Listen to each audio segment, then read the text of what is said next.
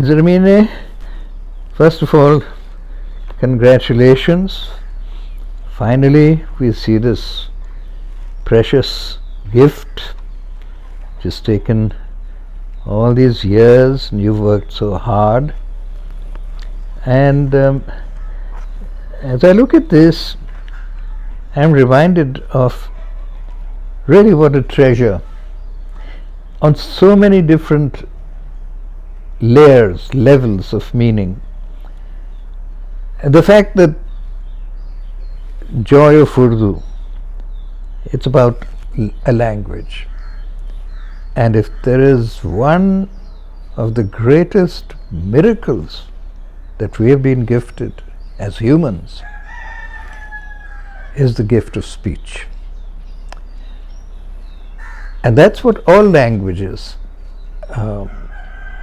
that's their true value. They embedded in every language, every word is a deep reservoir, resource of meanings. And the magic of any language is that we are able to take an non-physical, metaphysical reality and package it in a form that we can communicate. And so you're able to share this wisdom with so many people. And then that you've chosen 3 tales from Sa'di. Well, one of the treasures of our culture, this South Asian Persianate culture, is how storytelling performs that same function of encapsulating wisdom, essential truths, and transmitting them to the next generation. And packaging is so important. It's like a pill which a child would never swallow, but you package it in such a nice way. Or even the Quran on our bookshelves.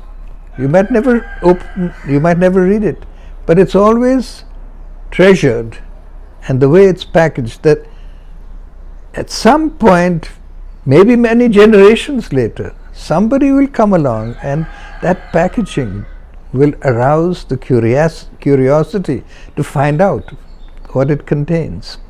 And so I think on all of these levels, this beautiful treasure, the language itself, the genre of storytelling, and then the packaging in this form of a book, the design, the reference to the miniature tradition, the calligraphy tradition, and all of these are beautiful treasures, and they stay with a child. Whether the child realizes it or not, it becomes a part of his life forever, and it becomes a reference. It keeps enlivening and enriching and informing the adult throughout his life. So thank you very much for having done this.